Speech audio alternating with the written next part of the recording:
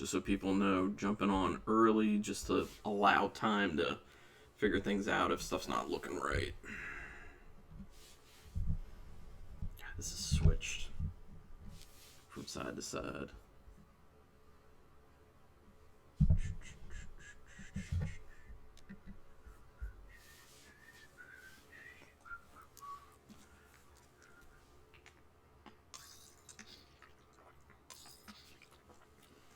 If you're watching this on the replay, just skip ahead 10 minutes till it's 7 o'clock, because that's when things are actually starting. Just give an opportunity for people to come in early if they want to.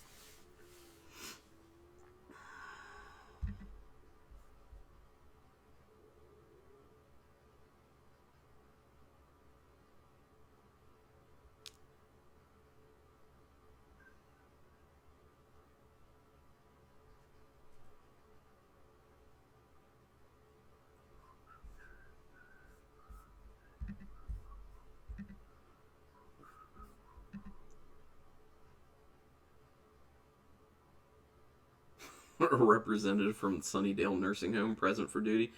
Are you actually there? Blue Room? And by the way, welcome. Good to see you, man.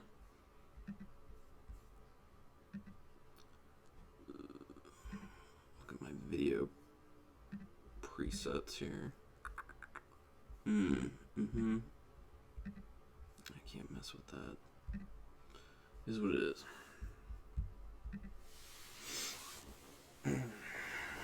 So, Blue Room, you been watching anything decent lately? Staying out of trouble from the law? I know, joke.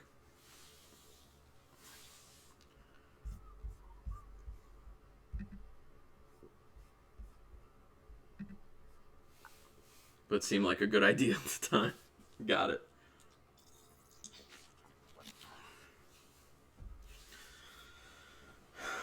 Yeah. I hate the fact that this has like a 30-second delay. It's such a pain. Mess with my microphone positioning. There we go.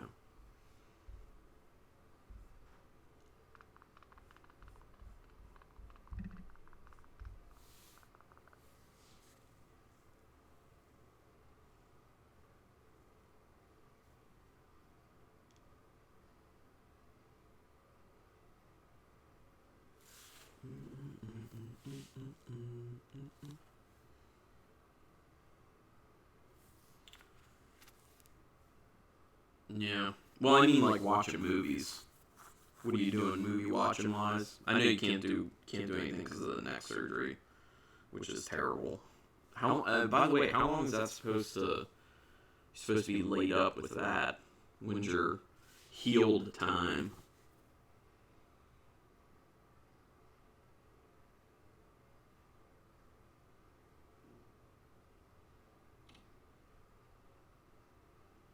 Yeah, watching a lot of YouTube videos. I do the same. I even was telling my wife today, I was like, look, if you get bored, just go down YouTube rabbit hole. That always takes up plenty of time. You end up finding something new that you didn't know you wanted to watch there. 4 months? Jeez, that's a long time. That's a long time. Oh, Rich. Welcome, Rich. There's an echo? I think I had this problem before. Let me look.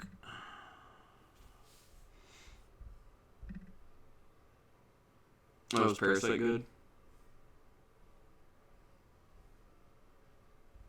Thoughts on Parasite?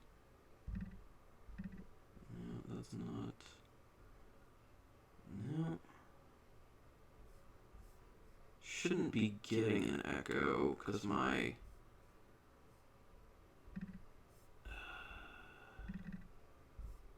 Should only be going through my microphone.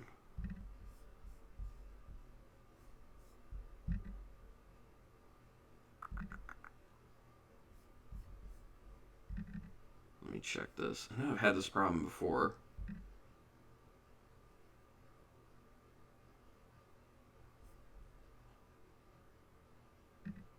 Does it sound any better now? Is there no echo now, or is it still doing an echo? I muted my output to see if that does anything. I don't know if it's going to do anything.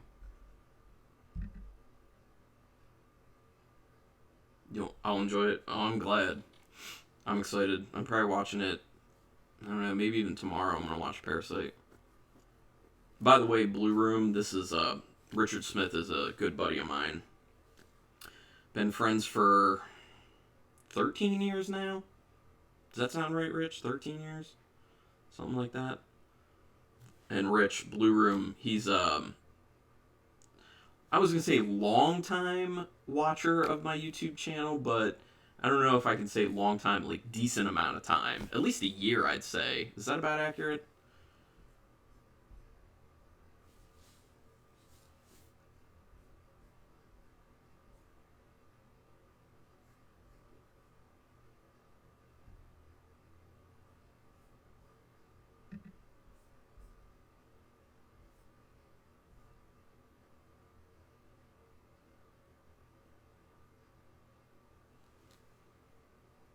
Cool.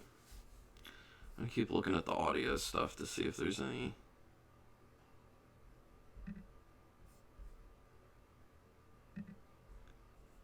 else I can do. Oh, it is better. Okay, good.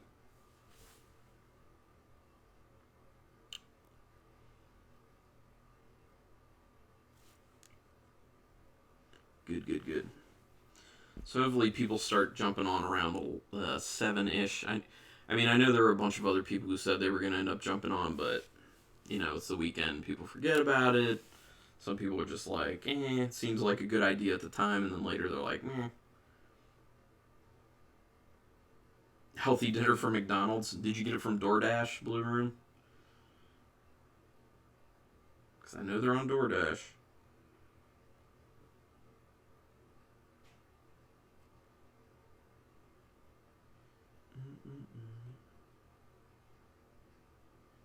Marshall, what's up? How are you doing, man?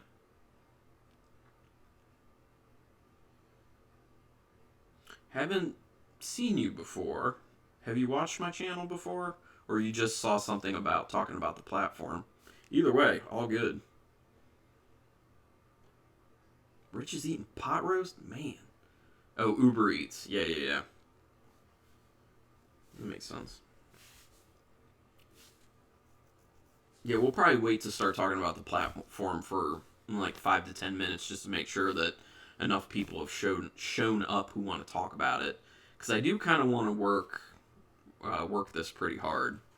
I want to dive deep on the themes and everything. I know Uncle Pete said he was going to be on. I believe he said that he took notes on this. For people who don't know who Uncle Pete is, he's not my actual uncle.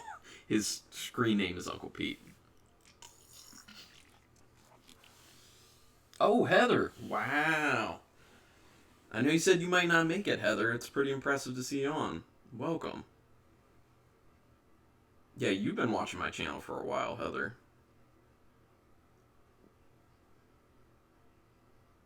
8 hours in a slow cooker, Rich? Wow. That sounds good. Yeah, buddy. And yeah, slow cooker, did you use like an Instapot or was it like a crock pot? Yes, Rich. We are going to get deep on this movie. I actually spent a bunch of time the other night typing out questions on my phone. So I have specific guided questions that we're going to go through. So it's not just like me just talking about stuff. I want to interact with you guys and find out what your thoughts on the film are. So really, I'm just going to, I'll throw in my 2 cents, but I'm really just going to throw questions at you guys and kind of read off what you guys are talking about. Marshall found my channel because of my Monster Mania review. Oh, cool. Yeah.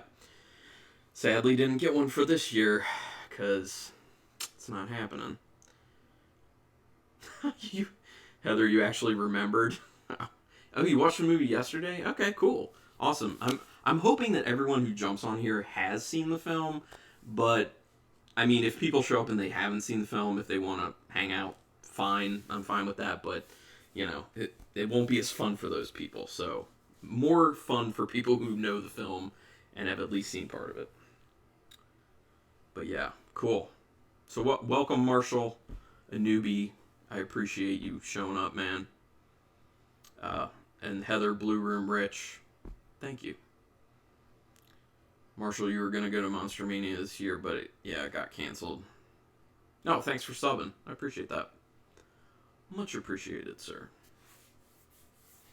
So my plan with this is we'll go as long as we need to on talk about the platform, but I'm assuming we're probably only going to do about an hour of talk on the platform, but like I said, I'm not going to keep it to that. If we go longer, that's fine. And then after that, if people want to hang out and just talk about like random other stuff, feel free to. And by the way, if it's buffering, I apologize.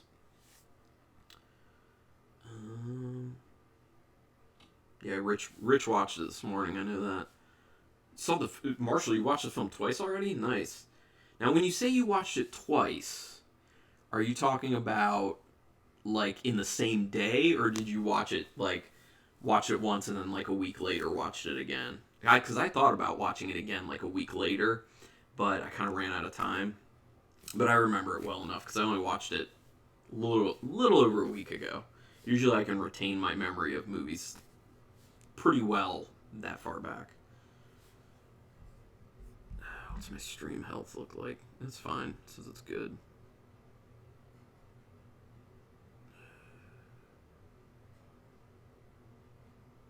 Okay. Let's keep it on my health. Uncle Pete, there's the guy. I was talking about you, Uncle Pete.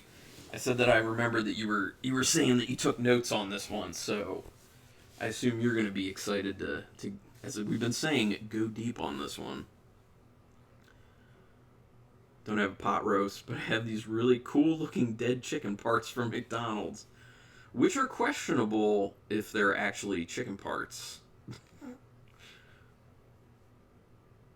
Oh, Uncle Pete, you watched the movie right after I'd mentioned it? Yeah, cool. Oh, also another thing, towards the end of the stream, or if you guys have ideas now, go ahead and throw them out. The next live stream that we do like this for like a guided discussion, I have some ideas for ones, but I want to see if other people have good ideas. I want to make sure that it's not a movie that everyone would just watch and we just be like, yeah, it was good. Or, yeah, it was good, I like this kill, I like that kill. I want one that we can talk a lot more about, maybe one that has more subtext to it, kind of underlying cool themes that we can like really discuss. Blue Room, we watched it about a week apart. Cool. Favorite character was Trimagasi. I don't know what that says about you, Uncle Pete. That guy was messed up. Saw it twice within 24 hours. Whoa, Marshall, jeez, dude. Okay, twice in 24 hours. I assume you liked it then. And I like the fact that you said you have a lot of thoughts on this. Oh yeah, the Shining shirt. Well, I mainly wore this, Rich, because my review for The Shining went up today. So I've My review for The Shining's up today, and tomorrow I have a review for Doctor Sleep going up. So, as a continuation, yeah, no problem recommending it. No problem. If I find good stuff, I want to just like shout it out there and be like, people watch it. I think Danny DeVito would have made a great Trimagasi. Yeah, yeah, Blue Room. Yeah, you're probably right. He has range. Danny DeVito legitimately has range. I'll tell you that. Oh yeah, Uncle Pete, you were saying in a comment that you liked Some Kind of Hate. I do need to check that one out. This is by the same people who did Daniel Isn't Real. Danny DeVito would make everything better. Yeah, Rich. Yeah. Well, actually, I mean, think about bringing a comedic aspect to that character. I think there are actually moments for comedy in this film. I feel like there were a few kind of subtle comedy moments in the film, but I feel like there were a lot more opportunities for comedy there. So, honestly, Danny DeVito, I mean, with the way things go, they try and remake films that are foreign films into U.S. films, so there's a possibility there could be an American version of the platform. Let's talk about Kevin. Yes, he was messed up. Danny isn't. Oh, Danny Isn't Real is also good for discussion. Yeah. Oh, there he is. Eric Butts has shown up, everyone. Thank you for showing up, Eric. I really appreciate it, man. And you love this flick. Good. And you hope gets a 4K release. I know you're all about the 4K now. So if people don't know, Eric Butts is the guy. He's the Star Wars guy. I don't know if you want to talk about it, Eric. I won't go too much into it if you don't want to talk about it, but go ahead and talk about it in chat if you want to, or tell me. Say what I want. I don't know. Just go ahead. But he's the Star Wars guy. He's a legitimate YouTuber. I'm just here doing my casual thing. Eric is an actual YouTuber with actual huge numbers of subscribers. Marshall, you speak Spanish, so that's another reason why you enjoyed it. I can imagine it'd be a lot easier to watch if you speak Spanish, to be honest, because you don't have to, like, you can let your eyes wander around the actual film set more instead of reading and then looking up. So that's always helpful. Took me a bit to figure out how to turn the audio back to original audio on my Apple TV. Nice. Say whatever I want. Okay, so Eric is the guy who went viral with his trailer reviews for Star Wars, the new Star Wars films. 2 of them, I believe. The one it went viral for was The Rise of Skywalker, I believe. Am I right? I haven't even seen that movie yet. Ugh, I'm a bad nerd, I guess. But yeah, he gets emotional with Star Wars, which I understand, because there are certain films that really get me every friggin' time. Every time. So yeah, he's featured on some things. I'll be here until Mary brings the Indian food. Cool. Got it. Alright, so let's start talking about it then. How many times did they say obviously? Yeah, right. Okay, so let's start. First question for everyone on this film, on platform. Did anyone else get a Cube vibe? I know, Rich, I already talked to you about this, and you have not seen The Cube yet by Vincenzo Natali. You should definitely see The Cube. It is awesome. But I want to see, did anyone else have a feeling like this is a lot like The Cube, at least initially with the film?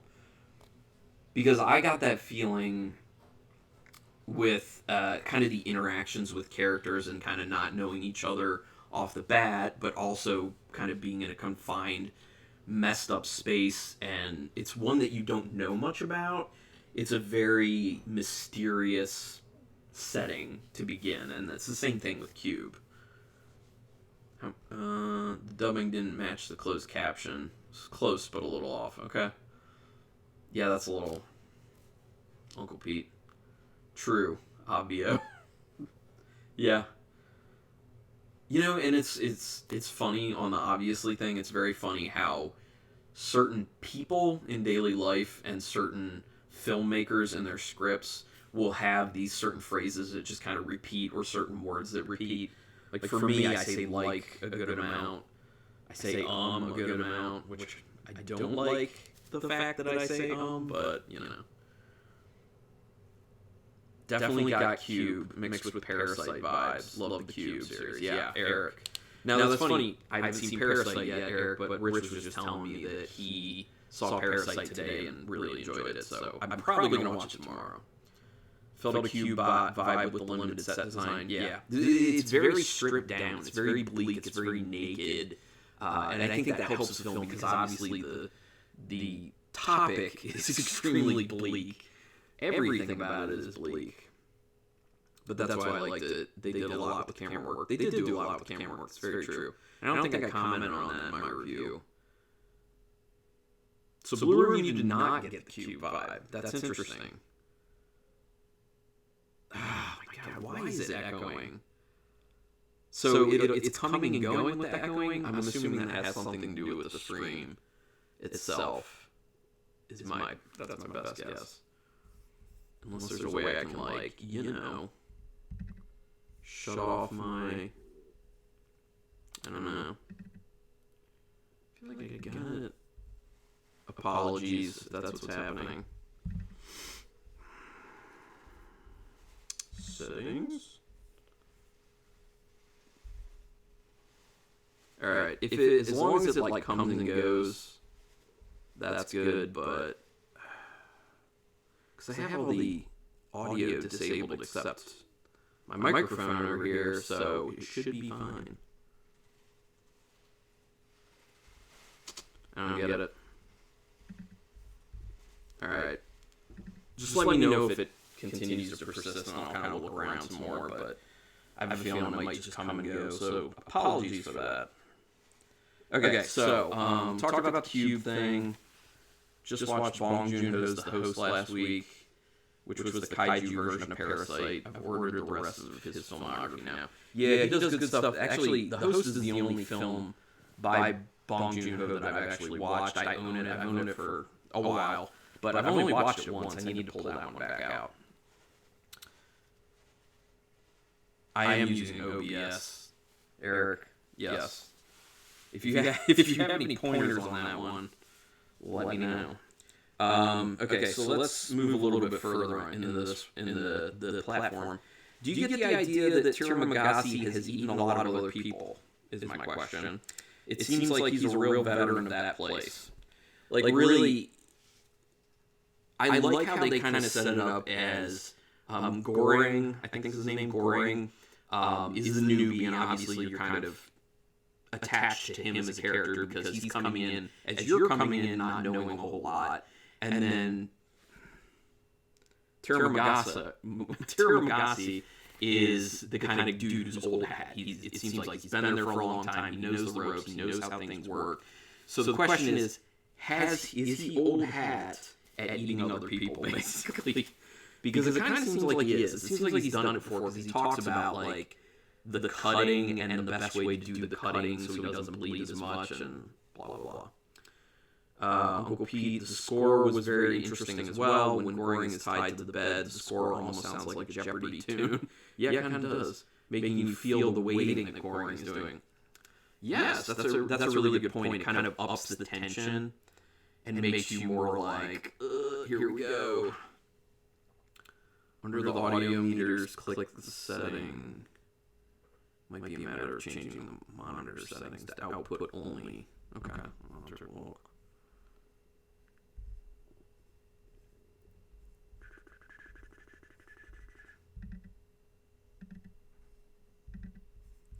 Yeah, I don't.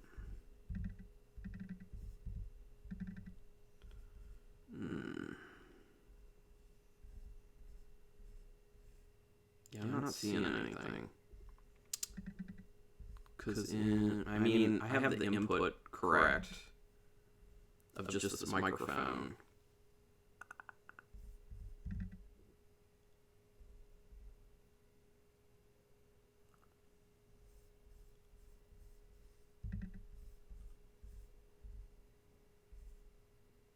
Audio input capture.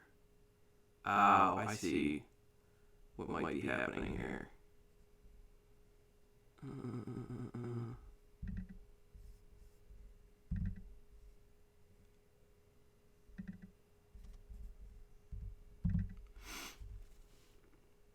Because it looks like I'm kind of running too... Okay, here we go. Let's try this, everyone. How about that? Is there a echo now, or is it gone? Let me know. And then I'll get caught up on these. So yes, about the Jeopardy music, Uncle Pete. I feel you on that. I think he planned on eating people, which is why he chose a blade to bring in with him. So, okay, I could see that where like he was planning on thinking he needed to eat people, but he hadn't done it, but he, obviously has a lot of time sitting in that place that he's thought this stuff through. Yeah, so maybe it's that, or maybe he has done it before. I got the vibe he may have been a butcher in his regular life, perhaps. I mean, he had the acumen for that, Eric. It definitely seemed like he knew what he was doing. Blue Room, he said he was there almost a year. Goring stated that he didn't look like he lost any weight after being on the lower levels, so yeah, he's well fed. That's a good catch, Blue Room. I didn't think about that. Yeah, he did say he's been there about a year, and the fact that he did look like he was, to be honest, carrying a little extra weight. So he had to be eating people because he also knew about being on those super low levels. That's why he was conditioned the way he was to just like eat and eat and eat when the food got there. Yeah, Rich agrees with you, Uncle Pete. Yeah, I'd have to see your screen. Yeah, I got it. Thank you for your help, Eric. That helped me fix the problem. Awesome. Sorry about that, guys. Really sorry about that. But now I know. This is the thing about these live streams, not having done them. Why did that one person bring a surfboard with them? Yeah, I mean, it kind of made me want to see more people in the movie and see what all of their items were and what reasons there were for those items. I mean, obviously, Tiramagasi's knife is put into the film as a way to, ratchet up the horror, to get to a terrible place in the film. Like, that's the reason that's done. But what about Goring? What about the fact that he brings a book? Like, I get bringing a book to entertain yourself because you're going to have a lot of downtime, like a lot of downtime. But what about the fact that he specifically brought Don Quixote? Do you guys think that there's a significance to specifically Don Quixote? I think for sure there is. Yeah, the surfboard was nuts. Yeah, pretty nuts. But there's some nuts people out there. But here's the thing about the surfboard. I would think you can use the surfboard to keep people at a distance. Like, a surfboard could be good right now for social distancing. Just, like, stay a surfboard's length away from me, block people. I was curious about the accredited degree they were talking about. That's a good point, Uncle Pete. The accredited degree seemed weird. Like, because on one hand, it seems like it's a prison situation. And on the other hand, this guy's there and it's like, it's some sort of deal where like, oh, I'm going to be involved in this and I get something out of it. Whereas other people are there as a punitive thing. It's very weird because it's like this hybrid prison. It's like prison, but not prison. Prison for some people, not prison for other people. I don't understand. That is weird. Heather, I don't know if he was planning on eating someone. I thought it was more of a way to defend himself since it was mentioned the different stuff that people asked to bring. Yeah. I could definitely see it with the self-defense. I would see that probably more as the driving force of self-defense. But he also had that aspect of like, that's kind of what put him there in a sense. Because he talks about that, the fact that he just like couldn't stop buying. And the knife kind of symbolized his addiction to making all these purchases through this basically QVC type thing. Which, as I talked about in my no spoilers review, is kind of a rebuke of the capitalist situation of, be a good consumer, but then there are people who can't really stop themselves, and they're too good of a consumer like Tiramagasi, and they just keep buying and buying and buying. Blue Room, if he was a butcher, he did seem a bit ignorant when it comes to knives. The slicing practice does make perfect. He was working on it, that's for sure. Maybe we can get a prequel one day, that Platform Year One. The Platform Year One? Yeah, I could see that happening. Actually, Eric, I would love for that to happen because one of the things I walked away from this film with most is a burning desire to know the backstory on how this whole thing was set up, how it operates. That's the big thing because all you see operation wise is the food prep, and that's it. You just see the food prep and the fact that there is the platform that moves down the middle. You know that there are other things that go on, like gassing everyone and moving them like once a month, but you don't see any of that stuff. You don't know the logistics of it, which I have some questions written down about that we'll get to. When Imaguri brought the little dog, it raised my tension knowing something was going to happen to him. Oh, yeah. Yeah, Uncle Pete. Like, as soon as the dog was shown, I was like, yeah, that dog's done. It's just a matter of when. Blue Room, it is no accident Don Quixote was a book. I agree with that. I kind of think that it was a comment on chasing windmills, that basically like everything he was doing and Goring was doing in his life was all for nothing. Basically, it was like a fool's errand of what he was doing, and going to the platform. The book may have been a foreshadowing that going to the platform was a fool's errand for him. I thought the dog was going to get stuck on the platform and be lowered down. Still made me feel very uneasy. I wonder if that was intended. Oh yeah, Uncle Pete, I guarantee that was intended. Like, I guarantee that the filmmakers knew that as soon as that dog showed up, that all the audience members would be like, something's happening to that dog. Goring even looked like Don Quixote. Yes. Good point, Blue Room. I realized that, and I forgot to mention that. You're 100% on. His facial hair was exactly Don Quixote. So he was him, basically. I never read Don Quixote to the stories relate at all. It's just the chasing windmills thing. Uncle Pete, as far as I know, I know the story, but I haven't read it. It's been a long time since I knew much about it. Quixote even has a dictionary definition that describes Goring. Oh, interesting. Quixote, foolishly impractical, especially in the pursuit of ideals, marked by rash, lofty, romantic ideas or extravagantly chivalrous action. Blue Room, yeah, and that's a perfect description of what was happening with Goring in the film. Like, he had these great ideas of he's gonna change the culture there. He's gonna make things right. He's gonna do good. And, in the end, we see that doesn't really end up happening with the film. But then again, maybe it does, because we don't know, was the message received. Tell me that doesn't describe Goring. No, it does. It does. Is it a test like the Stanford experiment? Is it a prison? I don't know, Rich. Like, that's what I want to know. And that goes back to what Eric was saying. Like, maybe we could get a prequel film to give us that backstory. I don't know if the filmmakers have actually thought that much about it, but I would like to see them do that and put that film out. Yeah, yeah, good point, Blue Room, that it is all Spanish origin. Don Quixote is a Spanish story. So yeah, good point. Phil's Creepy Videos, what's up, man? Good to see you here, sir. Hope I'm well. I hope you're well. I hope everyone's well. Uncle Pete agrees with Blue Room. You're throwing out some real stuff here, Blue Room. I'm digging it. Love the platform. Cool, Phil. I assume I can just call you Phil. Tell me otherwise, if I can't. Blue Room, Quixote thought the windmills were dragons or some type creature. Yeah, and he was like jousting with them, I remember. I saw like a cartoon version of Don Quixote's story some time ago. I had to read the book in college, and I've seen the movie. Got it.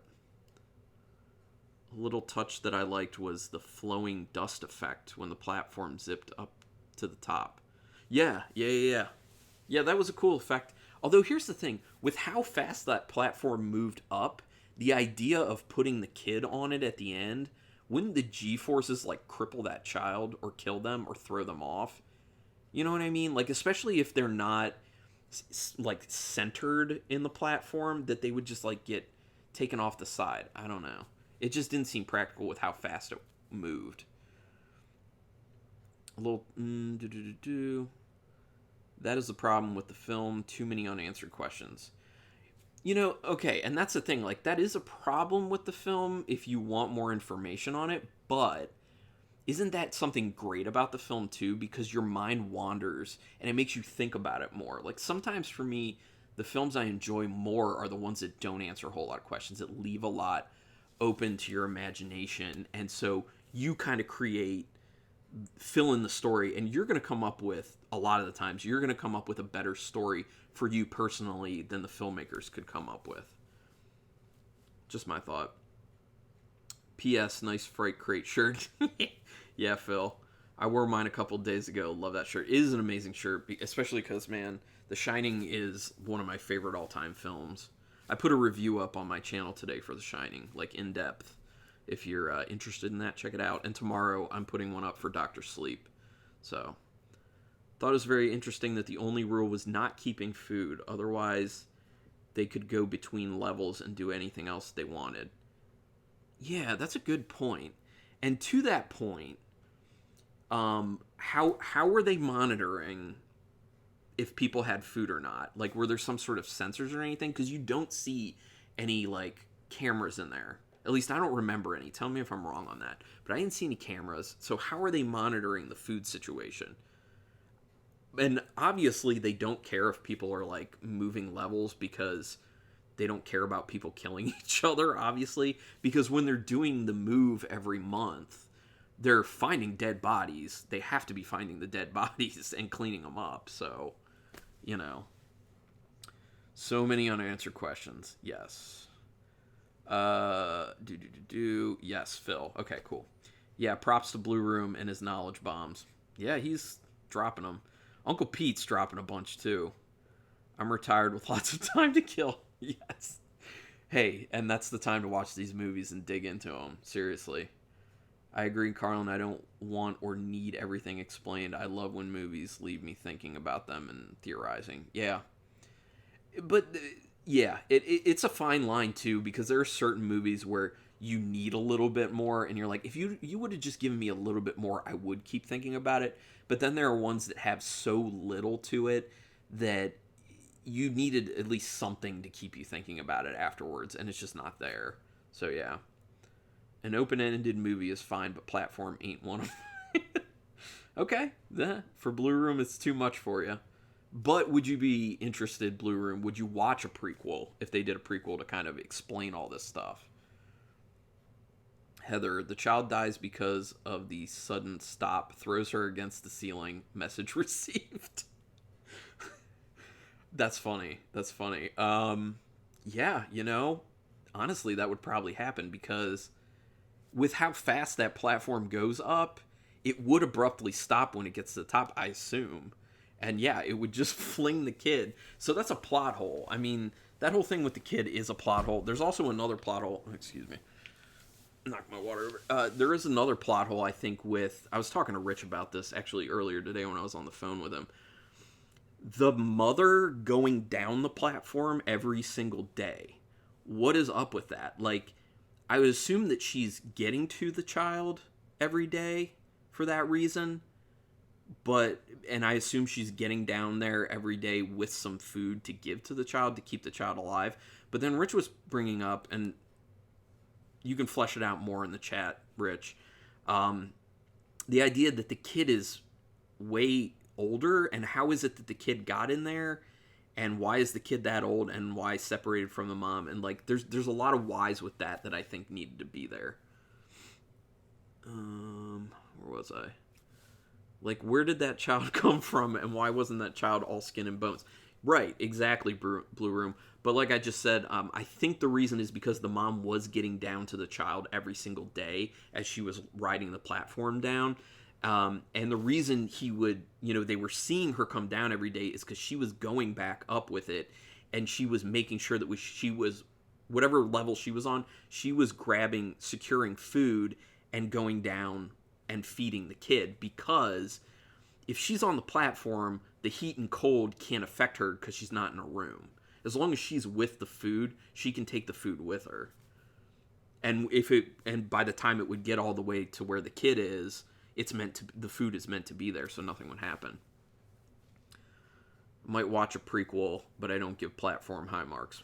Sure, I could see, honestly, I can see where people would not like every single movie I've seen. It would be interesting if the more mystical elements of this place included a different passage of time the deeper you go.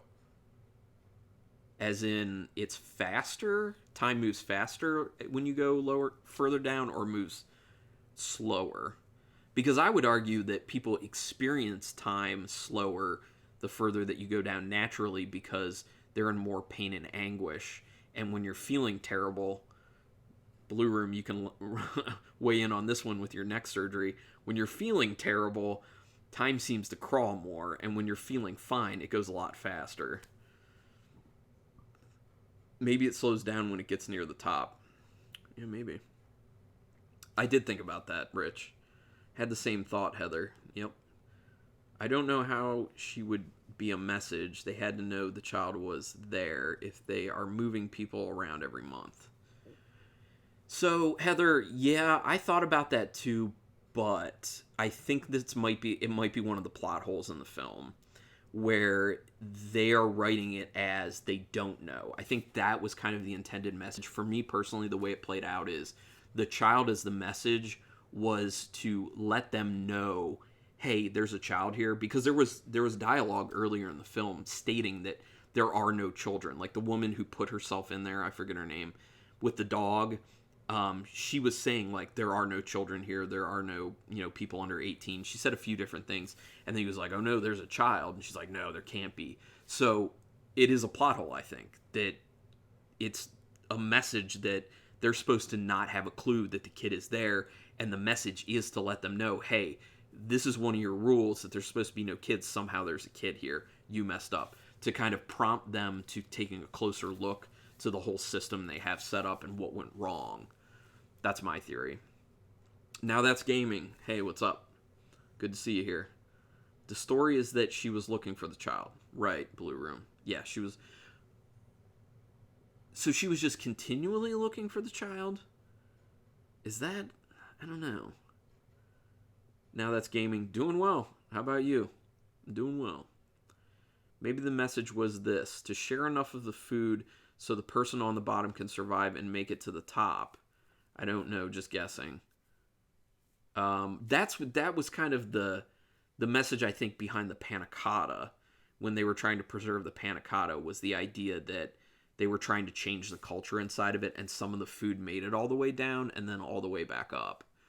But then again, like, it seems like the people who run that place don't care. Like, it's literally a situation where they make the food, they make amazing food and a lot of it, and they just send it down, and they're relying on the system to work itself out. Literally relying on the people to be smart enough and work together and be good enough people that they will self-ration, which, that's not going to happen. Look at what we're going through now. No one can get toilet paper or hand sanitizer or anything like that because there are people who are hoarding it. I mean, there are some supply issues, but there are people who are also hoarding it. I don't think she was going down every day, but once a month. There would be no need to go every day to look for the child since the rooms only changed once a month. That's true, but I kind of viewed it, Blue Room, as she was getting to the kid every day, and that would be why the kid wasn't crazy emaciated, that she was being able to get some food to the kid. Because consider the fact that she never spoke, and the people who talked about what she was doing were people who didn't really know her. They just seen her all the time. And she wasn't talking, so how would anyone really know what she was up to? Good point about the platform slowing at the top, because it started raising slowly. It's true. It's true, Uncle Pete. Mary says hi, but food is here. Thanks for the chow. See you soon. Have a great night. Thanks for stopping by, Eric. Tell Mary I said hi if you're still on. Awesome. The child is a big plot hole. Yes, Blue Room. The child is a big plot hole. Yes, I agree with you on that one. I do. But regardless of that, I still like the film. Again, the message could be whatever we thought it could be. It leaves up to interpretation. You're right. Totally right, Uncle Pete. It is very open to interpretation. The lady isn't a reliable source because she also said there's 200 floors. Yep. That's a good point, Marshall. And there were like over 300, I think, is what I remember. That's a good point. But that's a the fact that she doesn't know a whole lot, I think, is the point of having her enter it to say that the people running the system don't understand what is actually happening within the system they set up. They set it up a certain way and just made assumptions as to how things would work themselves out, and they're not checking in on it really. And obviously, they don't care that people are killing each other. Although I think that's a plot hole too, potentially, because they would know that people are killing them because every time they have the month come up where they're trying to move people around, they're cleaning up viscera and just dead bodies. So they would know that there's something going wrong. It's just they don't care, obviously, because these are kind of like marginalized people, or some people are there voluntarily. But how can they not know of the child if the movie people, if they're moving people to different levels each month? Yeah, yeah, Heather, I don't know. Plot hole. Yeah, explanation. Plot hole.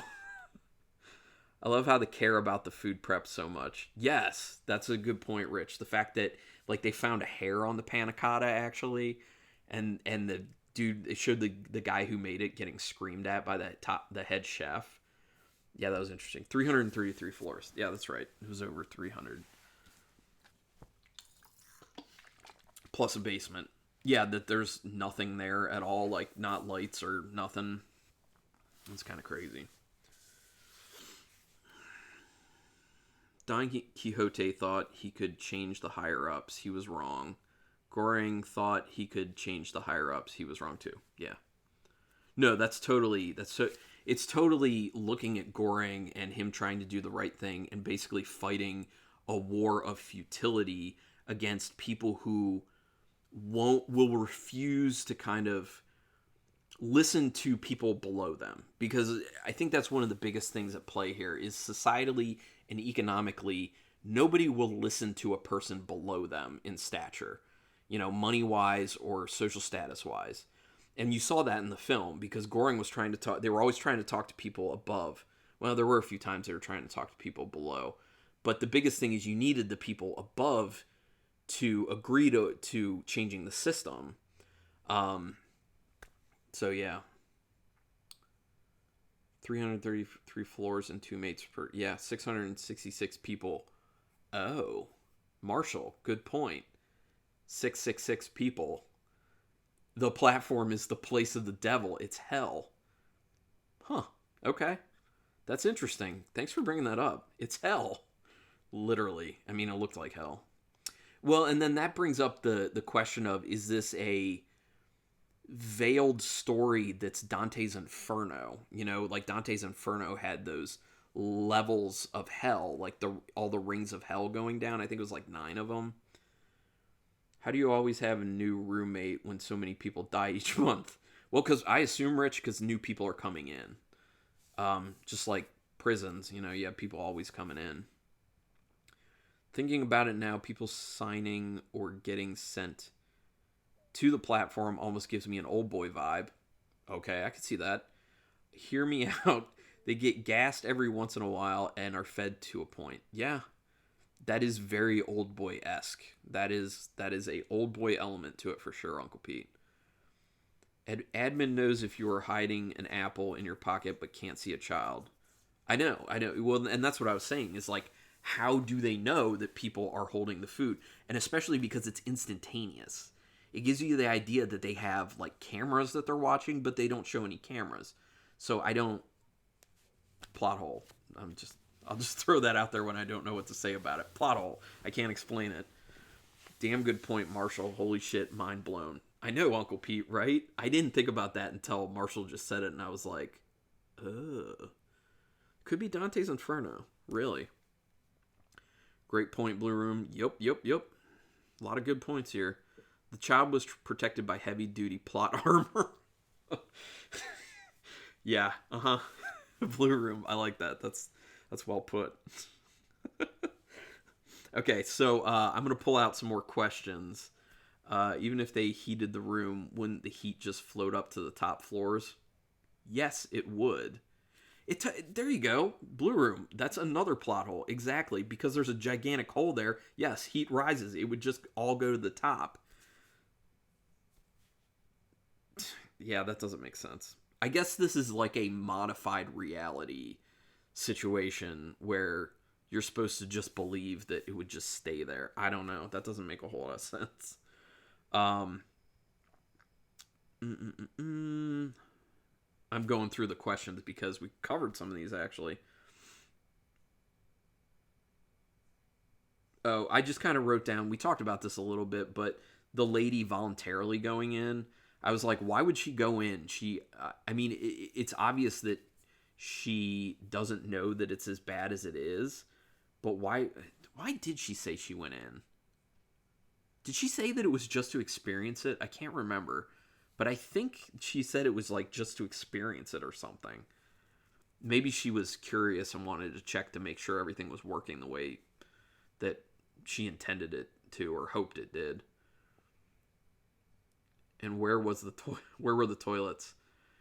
Um well, from the looks of it, people were just going down the middle. I mean, they had that giant basement with nothing down the middle, so if people just peed and pooped like just down the hole at night usually. I mean, if people did it down the hole at night when the platform was already all the way at the top, then it would just go all the way to the basement. So I'm assuming that that's just what people did. They had toilets, I think it was by the wash basin. That's possible. I think I vaguely remember that there could have been something there, but they didn't focus on it, so I'm not sure. Marshall, she wants to change it from the inside. Yeah. Um I could see that. I could see that, Marshall. That reminds me a little bit of the film Cube Zero. So we're talking a little bit in the beginning about this being kind of like Cube or reminding me of Cube. Cube Zero, if people haven't seen it, has a little bit of that same thing. I just feel like this is inspired by Cube. Does anyone else feel that way? I feel like it's inspired by Cube. There was a scene with the dude on the toilet. There was? I don't remember a scene with the dude on the toilet.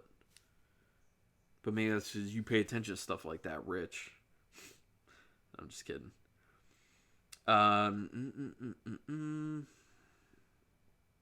Okay, so here's a question. We kind of touched on this a little bit, but do you get the idea that nobody outside of the platform system knows what goes on inside? That they just put the food there and all they care about is the fact that when the platform comes up, it's all been eaten. So they're just kind of assuming we put the food there, it goes to every platform, and based off how much time the platform spends in each level, it should be fine. Like everyone should be able to get as much as they need, and it makes it all the way down.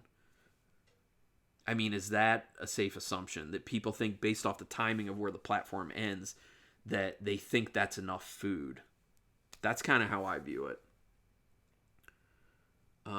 There was a scene with dude on quick cut. Okay. I will trust you, Rich, especially since you just watched it today. Good job on the toilet spotting. Appreciate that. It's like two or three toilet scenes. Is that what you're saying? Did they do that many toilet scenes? Or you mean 2 or 3 quick cuts? Minute per level. Right. So are we just assuming, I mean, I'm kind of assuming that the people who were making the food and the people who were running that establishment, we're just assuming that that's enough time, and if 2 people eating for that minute could only get enough that it would leave enough for everyone else. But then that begs the other question is, do they not know how many levels there are? But they would have, I mean, someone would have to know how many levels there are because they move people every day. But then is a situation where it's just terrible management and people in the different departments doing different things don't coordinate with each other and don't talk and don't know what each other are doing. So like the people who move the bodies know there are 333 levels, but the people making the food don't know, and the people managing everything also don't know. I don't know. Is it incompetence, indifference, or evil? 666 must be evil. That's what I do, the food per level. My favorite scene was the guy who brought money because it's useless. So he basically brought paper. Yeah, Marshall, that's a good one. He could eat the money. He could eat the money. You can eat, I mean, you could. Paper isn't, I mean, I would think that you would get some sort of nutrient off of it, even though it's not digestible, but yeah, not very effective. I think that I think there was kind of a message with the person bringing money and making the point that it's not not useful anymore. Basically, I think that kind of point was to fit within like the whole economic idea of the theme that in that situation that person is so in the hole financially that the money's just not enough. Like it just doesn't even make a difference. Because I think the whole theme about this has a lot to do with like the way the economy's set up, of the idea of just giving the wealth to people at the top and then hoping it makes it all the way down, or portions of it make it all the way down. I just kind of view the film as kind of taking that stance and showing this is what happens when you just let people work that out themselves. It doesn't work out.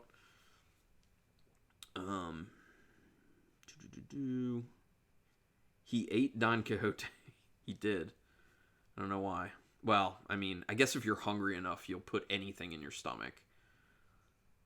Tell that to the main character who was eating pages from his book, Marshall. Yeah. So, potentially, plot hole again. Minor, but plot hole. I was surprised not to see a sex doll with the items people brought. Yeah. But then again, we didn't meet enough people in the film, probably. You may have gotten there. Yeah, but afterwards he ate the body of the lady who committed suicide. Yeah. Which begs another question. In that situation, what would you do? I mean, do you think you would have the fortitude to power through it and eat someone who killed themselves? I don't think I could. I don't think I could eat a human. I think I would rather die. Besides making it rain money each month. Yeah, Rich. How did he eat around her cancer? I don't think it mattered, to be honest. Like, at that point, if you're just eating a person, you know. Was there a comment about that, though? Eating around I think there was a comment about that.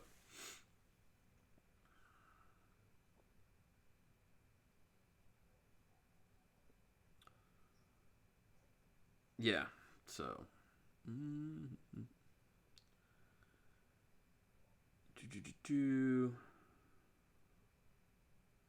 Well, here's the other question. Like, we were talking about the gassing and then moving people from floor to floor. How were they doing this? And, like, how much time do you need to do that? How many people working, and how much time do you need to move 666 people floors? Because the other thing is, they're not moving people like one floor. They're moving people like many floors.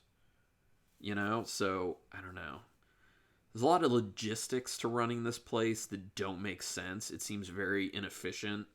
Not just the inside of what's going on with the food and everything, but the outside seems to not make a whole lot of sense. Unless they just have like a ton of elevators and they just, take the people as they're knocked out and just throw them onto an elevator and take them up to a certain level, and then people up there just offload them. But you'd have to have an insane amount of people working there. Just saying.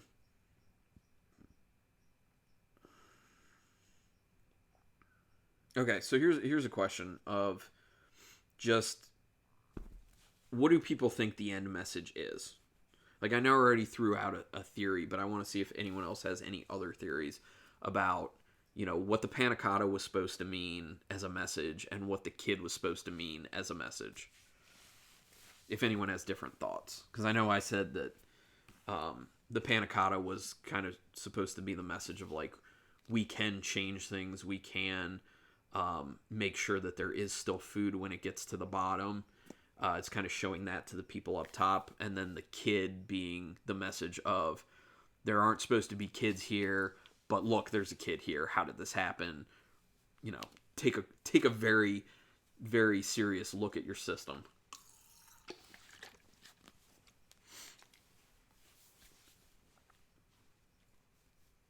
Sorry, my cat's moving around over there. It's being weird.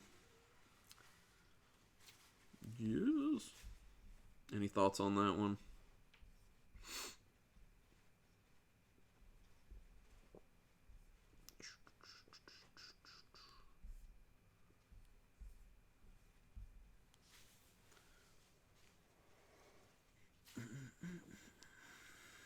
I do have a few other questions. And then... not a whole lot, though.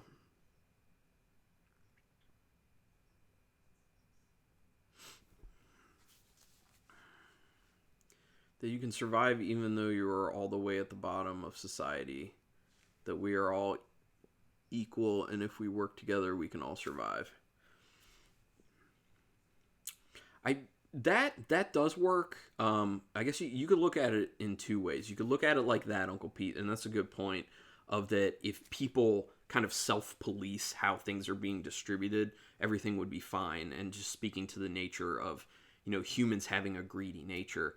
But I think it could also speak to the fact that, the powers that be just saying, here's the food, you guys figure it out, and not making it more intentional and saying, okay, now you get some food, now you get the same amount of food. Like, if they're taking the time to move all the people around from floor to floor once a month, then they can probably take the time to, like, give the portions to people.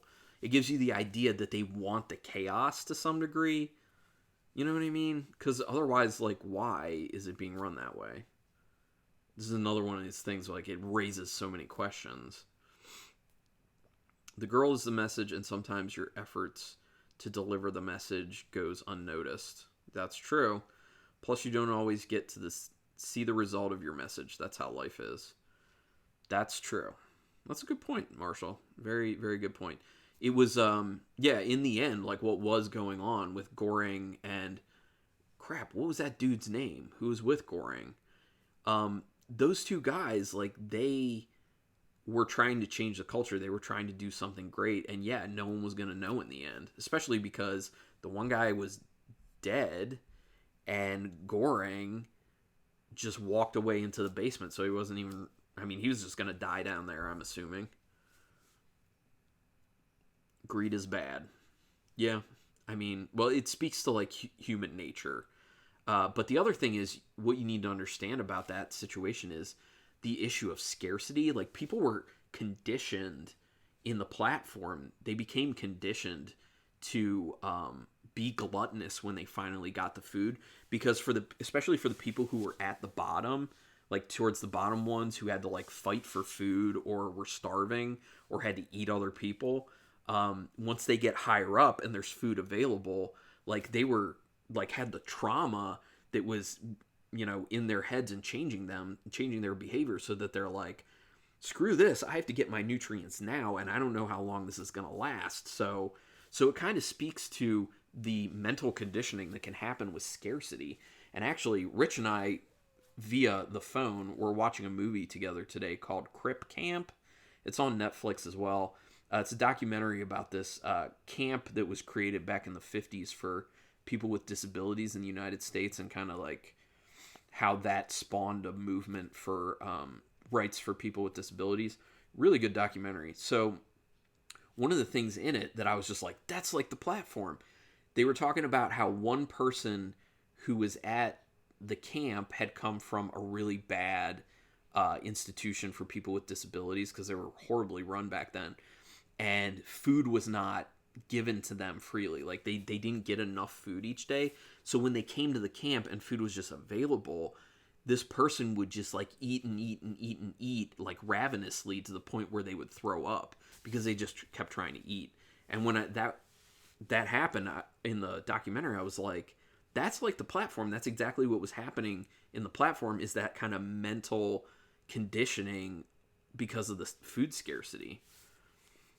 Let's see, Marshall, what do you got here? Oh, wait, I gotta go up on the comments. The ending being unsatisfactory, that's what caring about the future is. We're not going to get the questions answered because we won't be around. I mean, that's true, though. You're hoping it will be better in the future, but you have to live with the unsatisfactory that you may never know how it ends up. That's deep. That's deep, Marshall, but yeah. I hear you on that. That's a good point. It does speak to, Goring and, I see Blue Room answered, Baharat. Goring and Baharat, the selfless thing that they do, and yeah, they won't be recognized for it. They won't be around to see the effects of it. They don't even know if things are going to get better, and if they do get better, they don't get those benefits. So that's a great point. It's a very great point. It's kind of like change things in society for the better, even though you personally may not benefit from it. Do it for other people, basically, and just because that's the right thing to do, Very cool. 3 types of people: those at the top, those at the bottom, and those who fall. Yeah, kind of. You're right about that, Rich. Uncle Pete, I guess people can sign up for the platform for a prize, so to speak. Yeah, the degree. But we never heard why from anyone else or what they wanted to achieve by going to the platform. Yeah. And what was kind of the mix? What's the makeup there? Like, how many people were forced to be there versus how many people were voluntarily there? That's another one of these questions that I'd like answered. Seeing that now with the hoarding of basic supplies. Yes, definitely, Uncle Pete. Definitely seeing it. Which type of person are you, Carlin? Based on what we learned types are in the movie, Heather. I mean, I think I am the type of person who tries to coordinate.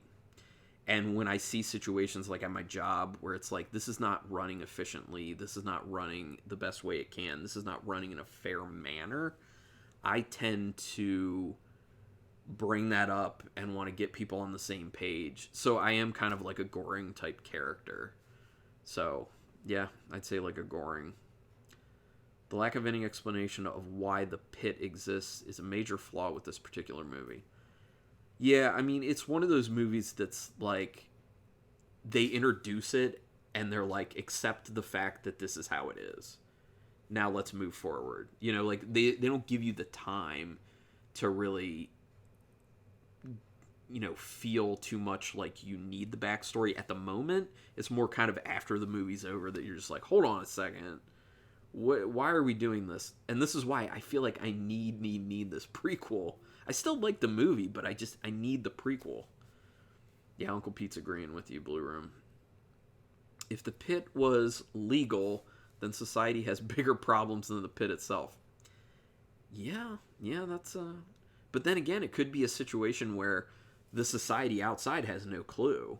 Because, like we saw, the woman who voluntarily put herself in there, who works there, didn't seem to have a clue how it actually was there. So I'm assuming that everyone else outside doesn't have a clue, and that obviously no one does, because the fact that Goring signed up for it, he had no idea. He learns as he goes.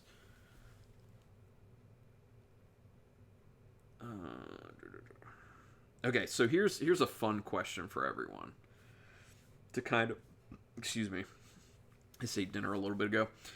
Here's a fun question. So, what one item would you bring inside with you? I would say, for me personally, I would take a Nintendo Switch filled with video games, because I'm going to need to pass a lot of time and I hate not having something to do.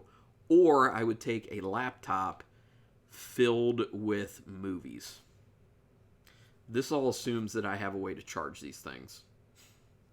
So there's an issue. There's a plot hole there, but that's my answer. One person is there as a punishment. Someone else is there to receive a diploma. Maybe they're saying the educated should be punished along with the criminal. I don't know. But for what? For their own... I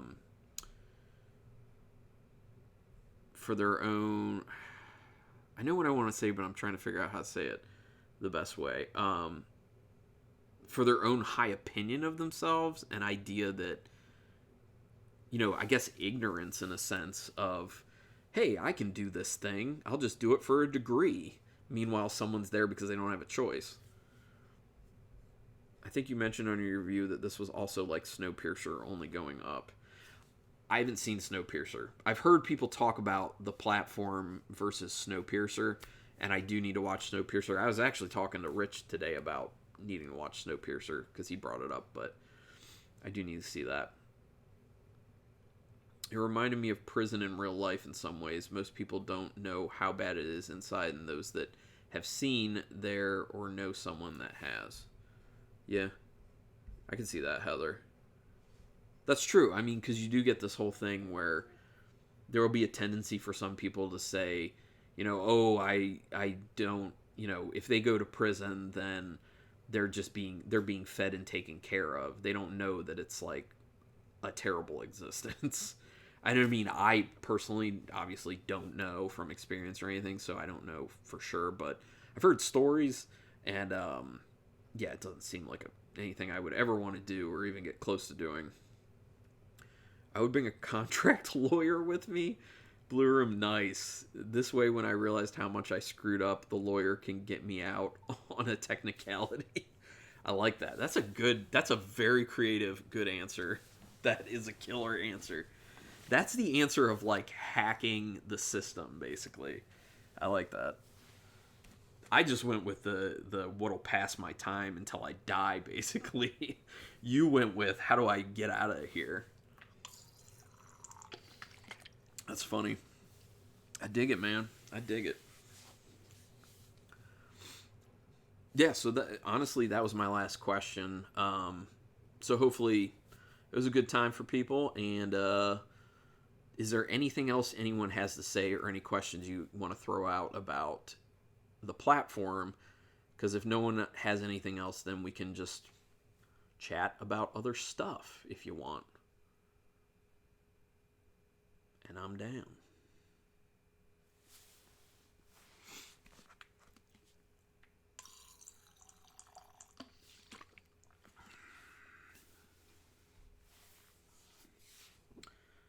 Love the contract lawyer. So good. Really great comments on this, though. I'm very satisfied with what people have been bringing to the table on this one. Everyone's thrown out at least a few things that I had not thought about, so I love that. Oh, what's the next movie, Uncle Pete? Okay, so I want to know if you guys have any ideas. So I have a few. Yeah, Marshall wants to know as well. Give the movie 2.5 snail dishes out of 5. Yes, that's awesome, Blue Room. Nice. That's generous for how I was feeling you felt about it. Okay, so the next movie, I haven't fully decided on the next movie. I was hoping you guys could kind of help guide me on that.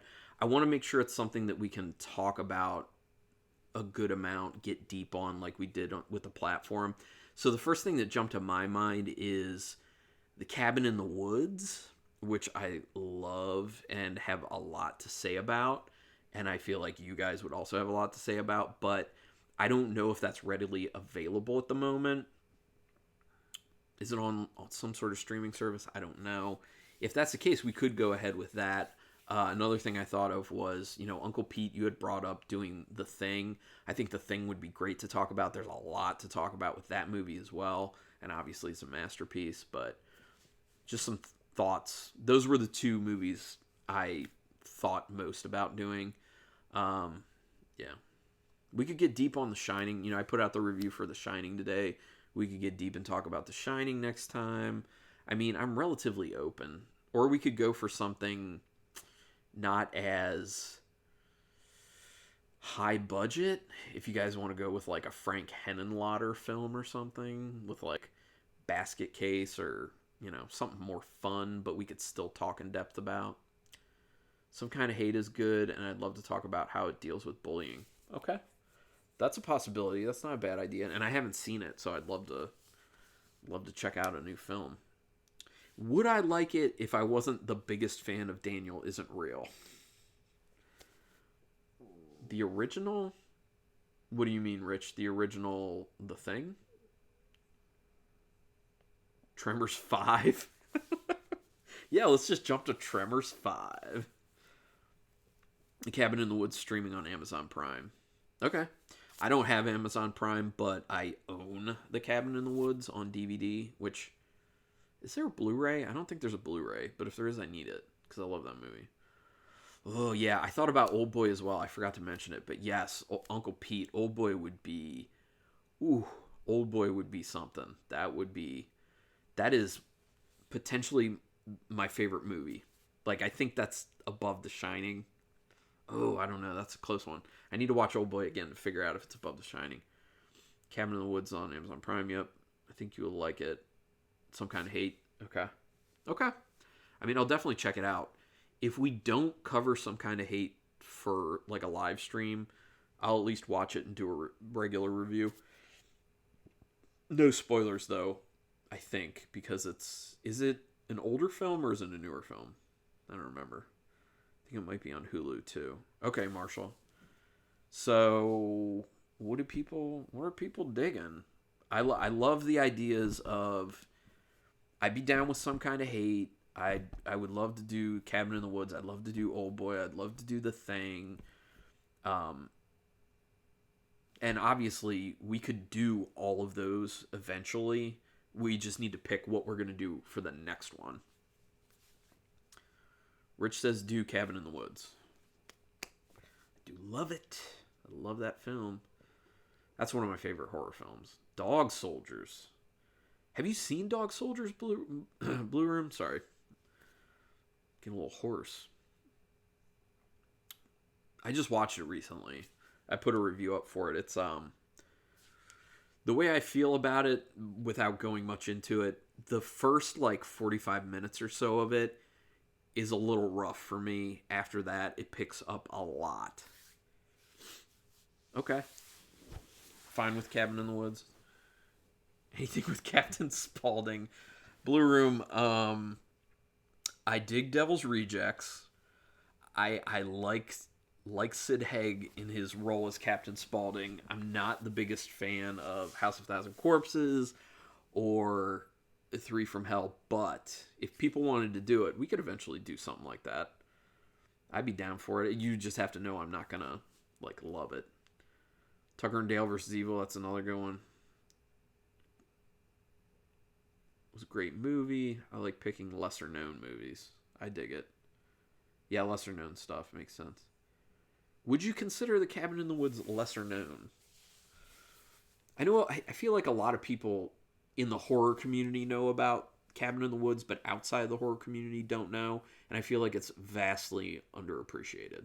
That's another thing. Like, vastly underappreciated. I know there's like a subset of the horror community that legitimately loves it, like me, but I feel like there's a ton of people who just hated it. I remember when it came out in the theater and people were just hating on it terribly. House of a Thousand Corpses is a great movie, Blue Room. So I will concede this about it.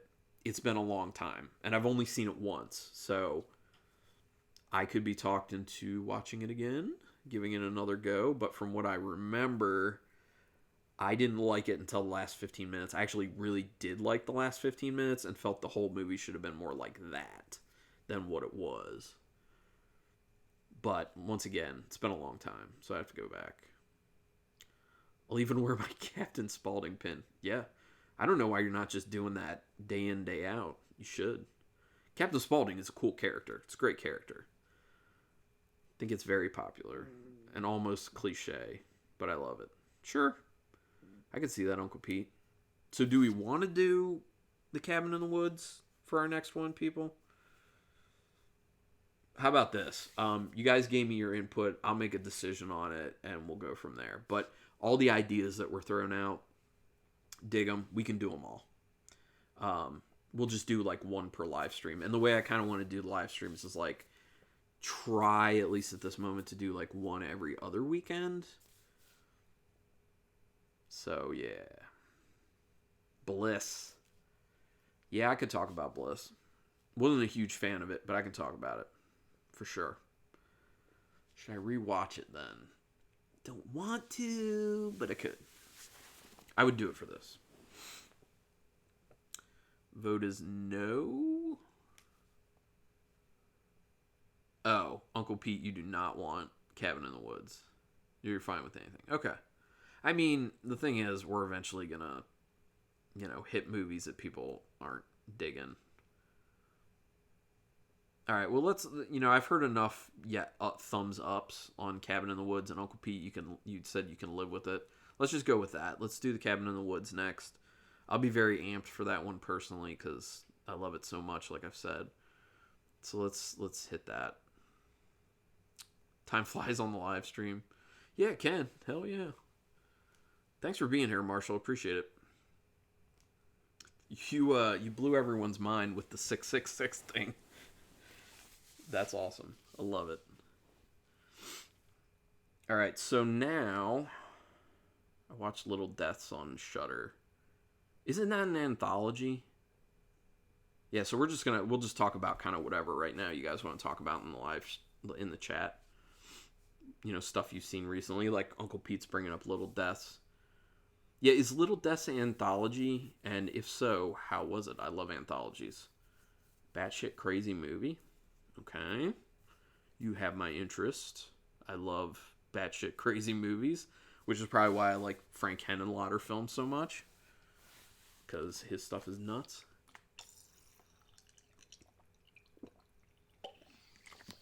Okay, yeah, it is anthology.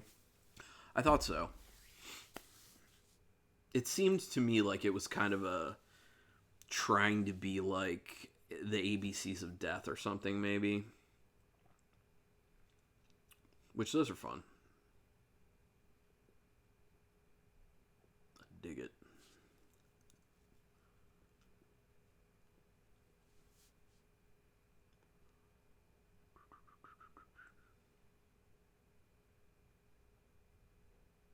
It's a good anthology, but it's very sexual. I'm fine with that. I don't care. Did you see my review for Dogs Don't Wear Pants?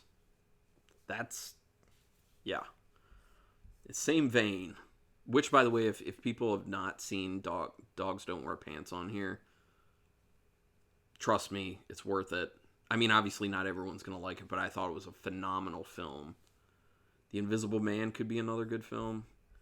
I've heard only good things about The Invisible Man, Marshall. Only good things about it, so I definitely want to check it out. I've heard really good stuff. It'll happen. It'll eventually happen. Graphically sexual. Yeah, it's fine with me. Down for whatever. You have that Japanese movie with one take filming. Which one's that? I'm out. It was a fun time. Thanks. Yeah, thanks for checking in, Rich. Thanks for being here. I really appreciate it, man. Love you, dude. I think it tries too hard to be disturbing, but it does. I think it tries too hard to be disturbing, but it does. Is that for Dogs Don't Wear Pants or Little Deaths? Or The Invisible Man? Sorry. Classic like Tetsuo. Ooh. You're gonna Blue Room. You're gonna shake your head at me if you can shake your head. Sorry, but I'm bummed. I own Tetsuo and I've not watched it, and I've owned it. I've owned the DVD for like at least 10 years, and I just haven't watched it. I have a problem with that, where like I own so many movies, and I had a bunch I bought and just didn't get around to watching, and then I just forgot, and they're just sitting there. That's one of them. I've only heard good things as well about Invisible Man. One Cut of the Dead. I've heard. That's another one. Not only have I heard only good things about One Cut of the Dead, people rave about One Cut of the Dead. That is literally on my Shudder list right now, and I will watch it, but it's going to take some time. One Cut of the Dead, we probably should just go ahead and do for one of the live streams then. Maybe we'll do the Cabin in the Woods for the next one, then maybe we do One Cut of the Dead for the one after that. Oh, Uncle Pete, you were talking about Little Deaths. Okay, got it. Yeah, sometimes it's hard for me to follow the references, but thank you. I'm going to watch Dogs Don't Wear Pants after the live stream. So, Uncle Pete, just so you know, with that film, like, I felt it was very emotional. I mean, I'm a touchy-feely individual. I don't know if you can tell that or not, but Like with film, like I can get deep into film and like really feel with it. And Dogs Don't Wear Pants did that for me. It seems weird for that to be the case at times because of the subject matter, but the filmmaking acumen with that film is unreal, and they did an outstanding job. I want to introduce that film to as many people as I can. It's so good. Love it. But I can see where a lot of people would not like it or be super uncomfortable with it, but I think you should be fine. If you were good with little deaths and you're saying it's very, very sexual, I think you'd be good with Dogs Don't Wear Pants. But let me know when you check it out what your thoughts are on it. Love to know. Love it. Yeah, I'm probably going to watch a movie tonight after the stream, too. I think Satanic Panic, because I've been meaning to review that one, and I already have notes written up for it. So, just for feedback, I think 7 p.m. Eastern Time was a good time. We had a lot of discussion. Yeah. Well, thank you, Marshall. I was trying to kind of pick a time that would be good for multiple time zones, especially because he wasn't on the stream tonight, but Mark, who goes by the name Father Stack on YouTube, he's in like Scotland, I believe. So he's like 5 hours ahead. So I didn't. He's been on the other two live streams that were like ad hoc that I did before. So I wanted to try and pick a time that maybe he could get on, but unfortunately he's not on for this one. But thank you for that feedback. That's helpful. And this is good for me too because I don't want to go like crazy late into the night because I'm like an old man and I get tired. Especially when I'm like talking a bunch. It just tires me out. So then that's why I want to like cap my streams off at 2 hours a lot. Oh, dude. Blue Room. You did not just bring up Tammy and the T-Rex. Oh, that would be a really good one. Yeah, that would be a really good one for live stream. Yeah, we'll. Okay, here we go. I'm starting to make a list. Is what I'm gonna do. I'm gonna make a list of movies to do for the live stream. Tammy and T-Rex will go on there because that's fun. I was like waiting for something the other day. Oh, my wife was doing like a virtual happy hour, and I was just like, I'm bored. I don't know what to do. Just hopped on Shudder. I'm like, I'm just gonna put on Tammy and the T-Rex because you don't have to pay too much attention to it, but it's just fun and ridiculous. Oh yeah. And when you just said Blue Room, yeah, baby, that made me think of the movie The Baby on Shudder. Has anyone in the chat room seen The Baby?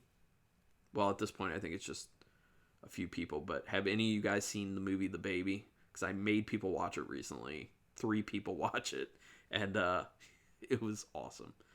I need to watch that tomorrow. Yeah, Tammy and T-Rex. Movies for live stream. Okay. I'm gonna as I put these down, I'm going to talk about. I'm just gonna say like what movies I'm putting on the list for doing for live stream. If I miss something, put it in chat and let me know. Okay, so we have The Cabin in the Woods.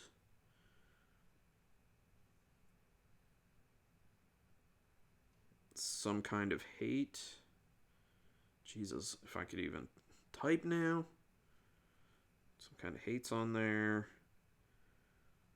One Cut of the Dead. Oh my god. I'm like functionally stupid. Tammy. Which, by the way, Blue Room, did you notice in the beginning of Tammy and the T-Rex, at least on Shudder, it says Tanny in the T-Rex, not Tammy? Someone who was typing that out just messed up. That movie was so rushed. It was so rushed. But that's why it's the way it is. And it's amazing. Okay, Tammy and T-Rex, The Thing. Old Boy. Okay, so I got The Cabin in the Woods, Some Kind of Hate, One Cut of the Dead, Tammy and the T-Rex, The Thing, Old Boy. What else did we talk about doing? I was hyped. They added the Friday the 13th movies to Shudder. Yep, Marshall. Those are fun. I actually have a ranked list if you're interested in hearing my thoughts. I have it on my phone, so I could just read it off to you of what order I like those movies in. All the Friday the 13th. I've seen The Baby, very weird. Uncle Pete, yeah, oh yeah. It is so uncomfortable. For like the first 20 minutes, then you get used to it. I've watched it a few times and would recommend it. Not sure how to classify it though. The Baby?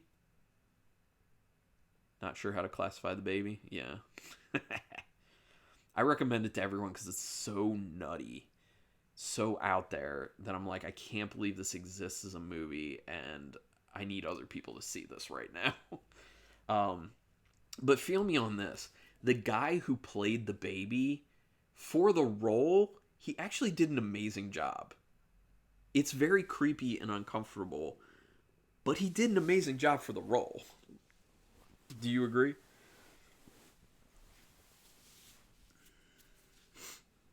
Dope. I'll check out the video when you rank the Friday the 13th movies. I don't even know if I was going to do a video for that. I mean, I had initially intended to, but the problem is I ranked them on my phone as I went through and watched them like a year ago, and then I forgot to do the video for such a long time that I then was like, it just slipped my mind, and then I knew that if I do the video for it, I'm not going to remember enough about each movie to like talk about it briefly. So I have to like rewatch it again and then do that video, all the movies. So I mean, I can do that, but it takes some time. Yes, it's not horror. The Suckling. Yeah, the baby. I mean, the baby has horror elements to it, but I could see where you'd say it's not. The very end, you could say is like the killing there. The Suckling. So I own The Suckling, and I've been meaning to watch it. Actually, funny story. Someone I know who does independent film, I showed him that movie when he was at my house a few months ago, and he was like, "Oh my god, I can't believe you just pulled this out." He's like, "I did work on the trailer for that. I did editing work on the trailer for that movie." He's like, "Do you know what that movie is? It's terrible." And I'm like, "Yeah, that's why I have it, because I've heard it's terrible and I want to watch it." Not thriller. Pregnant woman reluctantly goes to an illegal abortion clinic, which also doubles as a brothel, only to have her aborted mutated fetus attack everyone at the clinic. Yeah, I know that's the premise for The Suckling. It sounds ridiculous, but that's why I want to see it. Plus, I've heard, and I've seen pictures of it, that the actual like creature that they have in it looks great. That they like that was their whole budget went into that creature, and just everything else is just like trash. Just so dumb. It was believable that he was a baby, but then you saw how he wanted to develop at certain parts. Yeah, Uncle Pete. It's on Tubi.com. The Suckling is on Tubi. I heard that Tubi just got bought by Fox. Did it get bought by Fox, Tubi? It got bought by someone. Might be a hot take, but I think the 2009 remake of Friday the 13th is the best one. Is the best of all the movies? Or best of the movies that isn't like the first one or two or something. That is a hot take, I will say. If you are saying that you think that the 2009 remake of Friday the 13th is the best of all Friday the 13th, I would definitely disagree with you. Obviously, you know, you're entitled to your opinion. That's fine. Because I have plenty of movies I love that people are like, that's trash. But I don't. I mean, I saw it. Actually, that makes me curious. Did I make that like the end, or did I put it above anything? Now I have to check this ranking list. Marshall, you're making me look at it now, which is fine. Where is it? Where did I put that? Oh, here we go. Okay. Okay, so I only put one Friday the 13th movie below the 2009 remake, and that was Jason X. Jason 10, so did not like it very much. Sorry. The thing is, I feel like it was such a rehash. It didn't do anything new. It was okay. Like, it was fine. Marshall, that was in my top 5 Friday movies. I love it. Wow. Okay, Uncle Pete. Am I missing something on that? I think part of my problem with why I didn't like it as much is just because of how like well trodden that material already was, and it just wasn't from the 80s, so it didn't feel the same to me. So maybe it was a nostalgia problem for me. Nice Uncle Pete. Derek Mears is an intimidating Jason. Derek Mears is intimidating in everything he does. I've seen him in real life, and he seems like a nice guy. I've seen him at like horror conventions. Seems like a solid dude, and he's huge in real life. Yes, in the beginning, the creature was excellent. The suckling, nice. Fox bought Tubi for $440 million. Man, I would love to have been the person who created Tubi. Oh, Jason X also in your top 5? Yeah. Jason X is a guilty pleasure. I understand that. I get it. Yeah. I mean, the thing I will say about Jason X is that the liquid nitrogen face smashing scene is unbelievably good. Like, that is one of the best kills, in my opinion. It looks awesome. The CG in that film is one of the main reasons you don't do CG in films. Or shouldn't. Especially if you're doing horror. Like, just keep it all practical effects. Because the CG is inevitably not going to hold up. It will not. But yeah, I hear you on the guilty pleasure thing. Like, I think I talked about it on one of the other live streams. The film Hackers. I love it. I can't explain it, but I love that movie so much. It's not a good film, but I just can't help but love the hell out of it. We have the same opinions there, Marshall. Yeah, Uncle Pete and Marshall, you guys sound pretty similar with some of your film ideas here. I'm guessing, Carlin, that part 4 or 6 is your number 1. Well, let me check. No, actually. You're wrong. Part 4 for me is my number 3. And part 6 for me is my number 4. But they're up there. Indeed, Uncle Pete. Speaking of God's... yeah, Blue Room, I like how you just throw it in there. Speaking of Godzilla, what is your opinion about the Godzilla room? Me personally, okay, so I looked at the video, checked out one of the room tours after the last live stream of the Godzilla room, and it's pretty breathtaking, to be honest. And I would think that if you're a Godzilla fan, like, yeah, unreal. I mean, I like Godzilla. I'm not like a super Godzilla fan, but all the stuff in that room that they showed, I just could not help but kind of be like, that's impressive. Especially with like the experience that they do on the TV and the sound effects of making it seem like there's actually Godzilla attacking the city at that point. That's cool. They put a lot into that thing.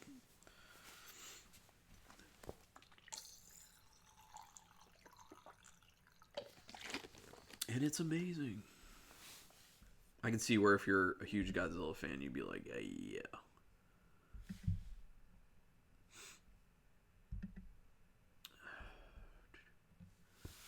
Do you watch Cody Leach?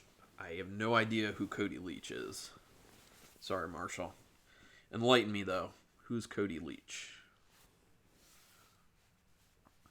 Plus the bed shook as Godzilla walked. Yep. That's the old technology of magic fingers from the motel rooms, but given a better purpose. Yeah, I like that touch of the shaking beds. It's pretty cool. Pretty cool. By the way, I'm pretty freaking excited for when Joe Bob comes back at the end of this month for the last drive-in on Shudder. It's gonna be fun. $450 a night, a bargain at twice the price. Sure, yeah. I mean, this is the thing. Like, if there are things you're a super fan of, you're like so into, and it's a memory that's gonna last you forever like that, that's fine. Like that level of money, like it's worth it. Cody Leach is a horror YouTube channel. He's pretty cool. Okay, I'll check him out. I don't really watch that many horror YouTubers. The only people every now and then I check in on Darren Mitchell, who is Horror in Me, and Cinemassacre. Every now and then I'll watch some of his, James Rolfe, some of his reviews, but that's about it. When I'm on YouTube, I'm usually looking at other stuff like food related stuff, or travel vlogs, things like that. I like those types of things. Some unboxing stuff. That's what I'm mainly into when I'm on YouTube. One of the reasons being that I don't check into so much horror stuff because I personally, like I'm doing a lot of horror stuff on my channel. I'm constantly watching horror movies and everything, so I like to kind of have these like compartmentalized things where like I'm doing this over here, then I take a break, so I'm doing something different here, and then I'm doing something different here, and do things in blocks. Most anticipated horror film for 2020. Candyman remake, Spiral, Book of Saw, Halloween Kills, etc. Okay, actually, I'm going to have to look up what all's coming in 2020, because honestly, I don't even pay a crazy amount of attention to what movies are coming out in the theater, because I don't go to the theater a whole lot. Well, no one goes to the theater now, but I'm going to look up horror movies 2020. I want to see what's on there, because then something might kind of spark. The Boy 2? They're doing The Boy 2? Interesting. I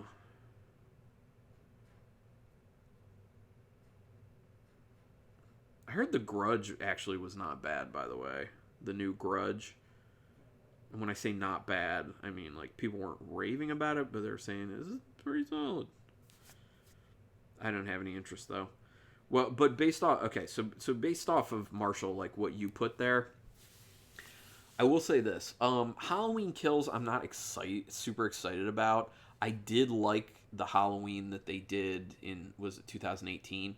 I thought it was a good newer Michael Myers film, so they could do something really good with Halloween Kills, but I don't hold out hope that that'll happen.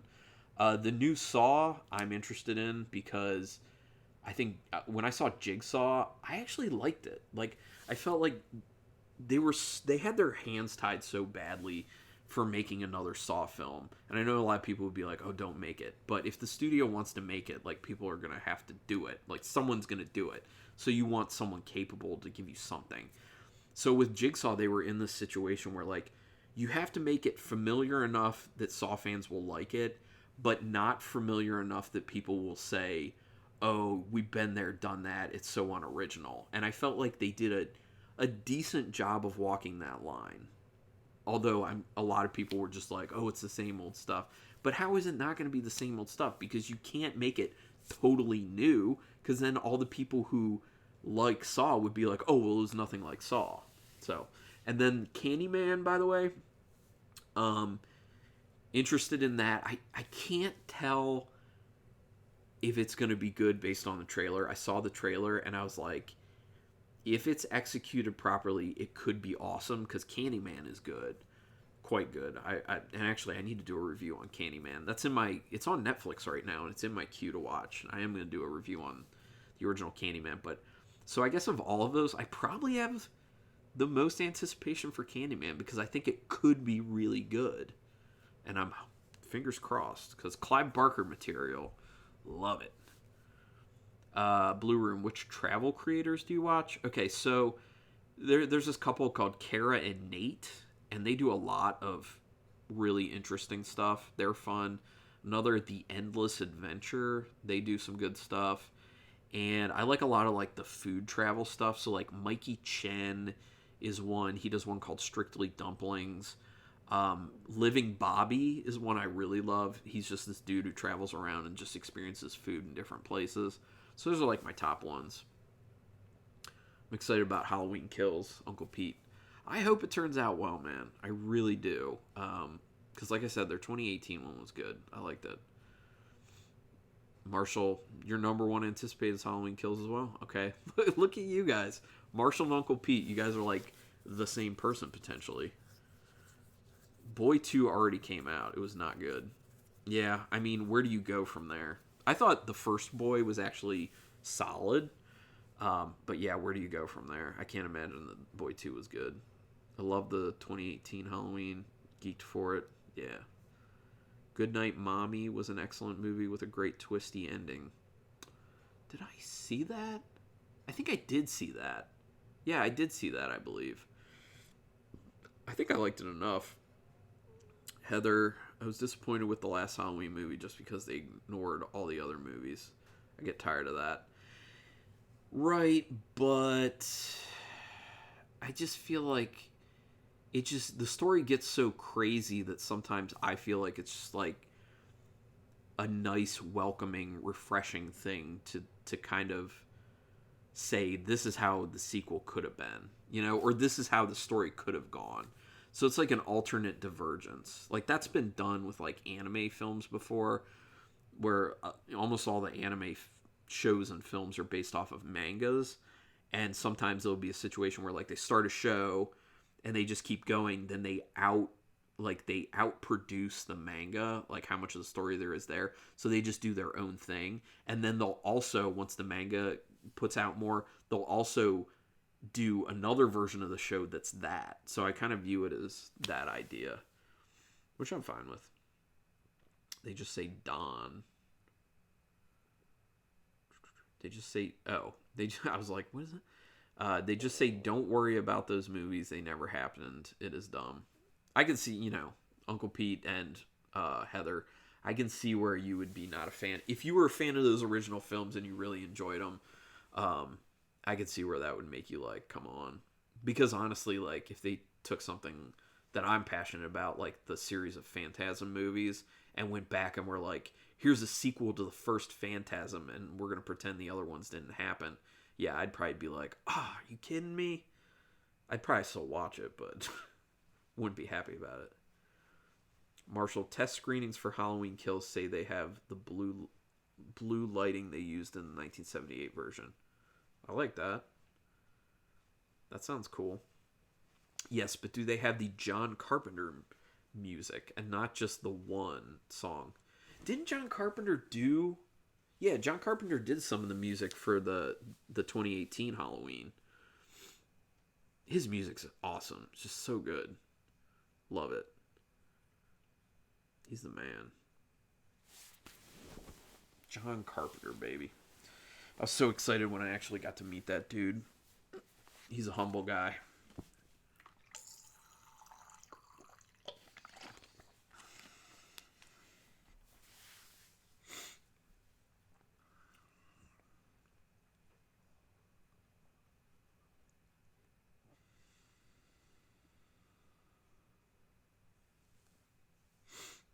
John Carpenter and his son worked on the 2018. Yeah, it was Cody Carpenter, I think. Yeah. Right on, Marshall. Right on.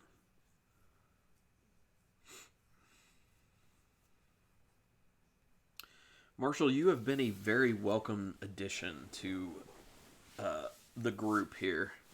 Uncle Pete and Blue Room have been on the last two live streams that I didn't schedule, just randomly had. So if you keep showing up, this is a good group. And Heather, I'm glad to see you. Because you've been commenting on my stuff for a while, so it's nice to see you here. At least say Halloween 2 happened. I don't think it was necessary to say Laurie and Michael were no longer related.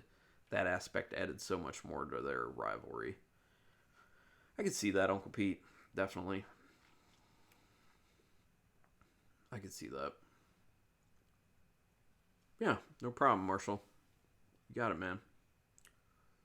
I mean, I'm just doing this to, talk horror with people, so I appreciate whenever anyone watches any of my videos, comments on them, engages, especially showing up to the live stream. That's super cool, people. Because you have your time, and you can do whatever you want with your time. So if anyone's willing to use their time to show up here and talk horror with me, greatly appreciate that. That's awesome. All of you guys. And anyone for the future.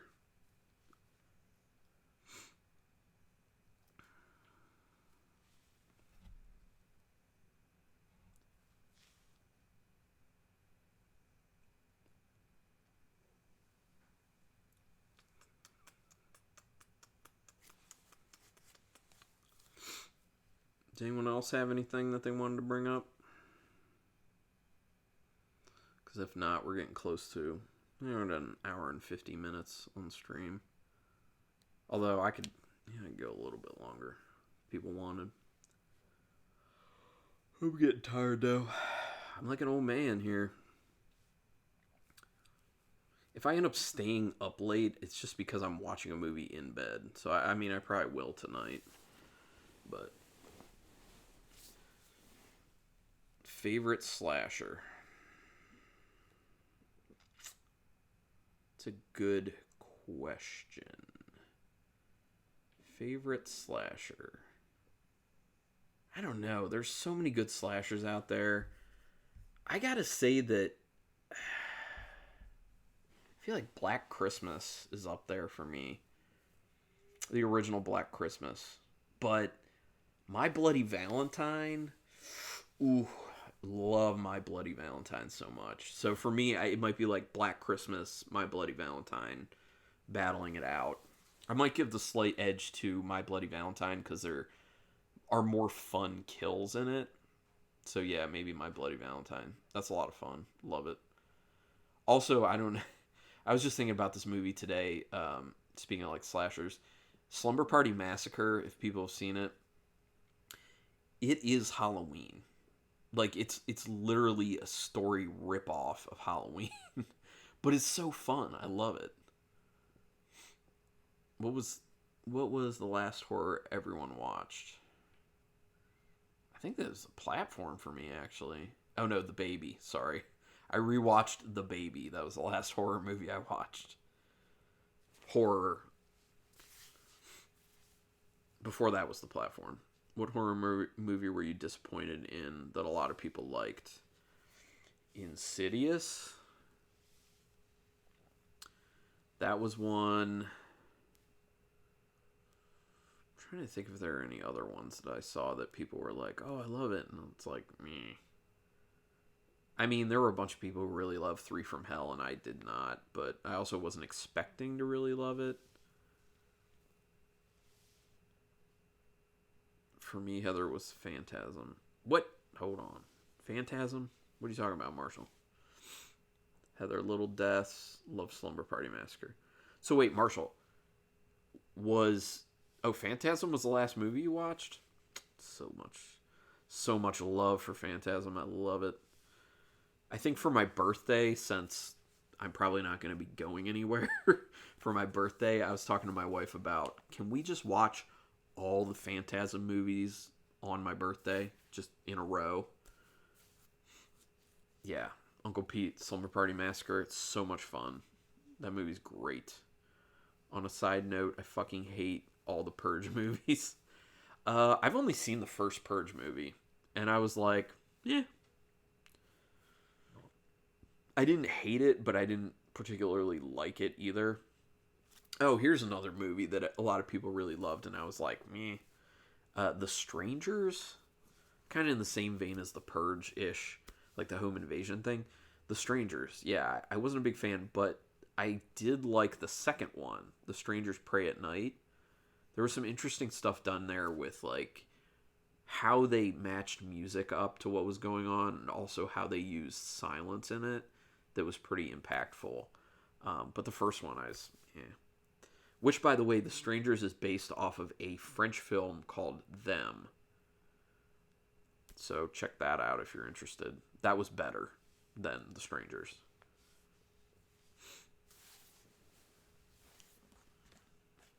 I just loathe the plot of it. Of The Purge. Yeah, I mean, it's not... Yeah. I'll tell you, though, Blumhouse has gotten so much mileage out of The Purge. They had a few. Where they have 3 Purge films now, and then they had that TV series of it. I mean, they're making money on it for sure. I just don't have any interest really. Uncle Pete liked Strangers. Yeah, I don't know. So, Uncle Pete, what did you think of the second Strangers? Got a roll. Let me know which movie and date and time. Okay, Blue Room. I'm gonna do another announcement video, so you'll see it on my channel. Can't even compare it to Purge. Take care, Blue. Yep. Take care, Blue Room. Get some sleep.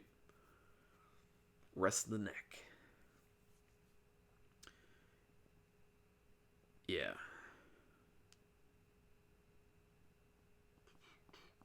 Yeah, so Uncle Pete, did you Purge, or, Strangers 2? The Pray at Night? What are your thoughts? I have a feeling you're going to say that you like the first Strangers more. But I wonder if you hated the second one, or were okay with it, or what?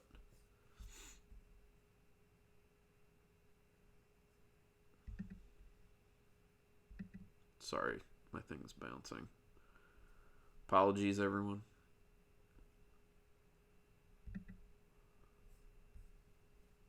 Not as good as the first one, but still good. Sound design was incredible. Yes, and that was my thing, Uncle Pete. The sound design of Strangers Pray at Night really sold me on that film.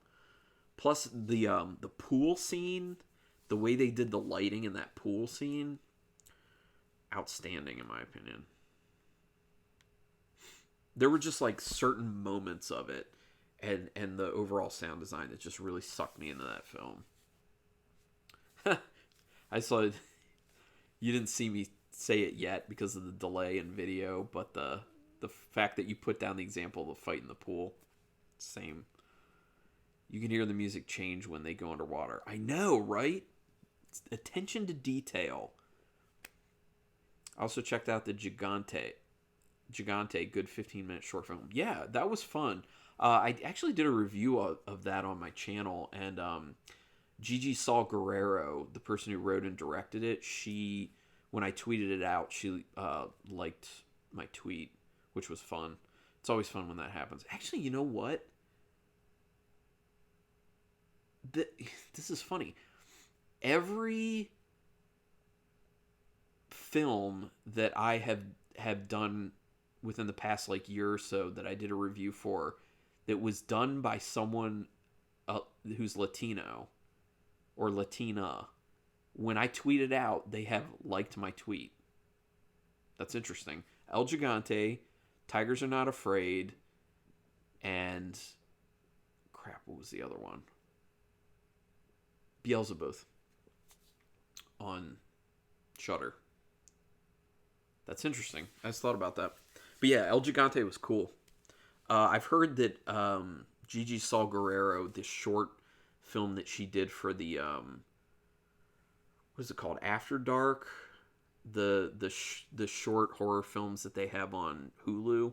It's like their own Hulu horror series, anthology series. She did one called Culture Shock, and I've heard amazing things about that. I keep meaning to check it out. I will at some point, but I've heard really good things.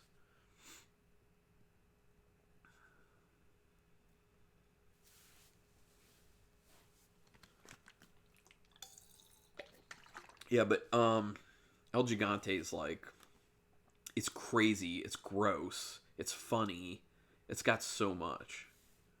In Search of Darkness use a clip of your video in their trailer as well. Oh, really? Really? Huh. I didn't know about that. That's cool, that's flattering. That's one of my top performing videos, my channel, believe it or not, is my review of In Search of Darkness. That's cool. I'll have to look for that now just to see what they used and see how it looks. That's cool. I loved that documentary. It sucks that it's so expensive, though. And so limited. The other thing is they only do a certain amount or something. I don't understand why you can't just... It's available to buy, you know? It's weird. But hey, outstanding. I loved it. 4 hours about the 80s. I love 80s stuff, if you can't tell. 80s horror specifically, obviously. All about that. El Gigante is the Latino version of the Texas Chainsaw Massacre and The Hills Have Eyes. Yeah, I can't disagree with that one, Marshall. Not at all. You're totally right on that. Texas Chainsaw Massacre and The Hills Have Eyes. Yep. I like the way you talk horror, Marshall. Dig it. Yeah, I would watch a feature length of El Gigante. I would totally watch a feature length. One of the best documentary films I've ever seen. Yeah, In Search of Darkness is very, very, very good as far as horror documentaries go. My other two favorites that are pretty high up there are Nightmares in Red, White, and Blue. I think that one's amazing. They kind of go through and they break down each decade of horror and how it kind of the overall themes mirrored what was going on in society at the times. Really interesting. And then You're So Cool, Brewster, which is a documentary about the making of the original Fright Night film. And that's long, but it's like over 2 hours, but it's really, really good. I didn't realize how a lot of the practical effects they were doing for Fright Night were cutting edge. Like, they were pioneering these techniques on the set. It's crazy. Marshall, you ordered that documentary and it hasn't come yet.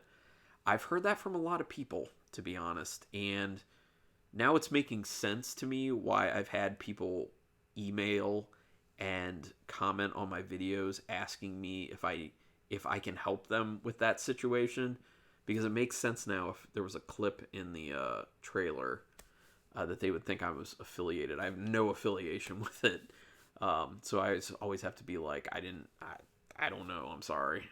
Yeah, but I've heard that from a lot of people that they've bought it and they're like, where is it? It's taking forever. That sucks.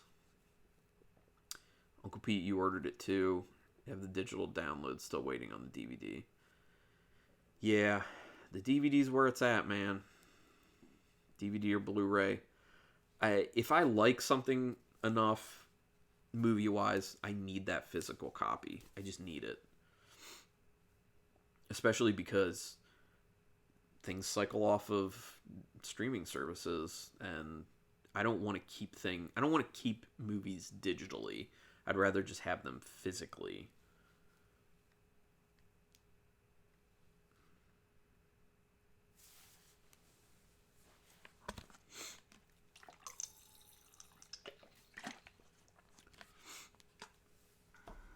Yep.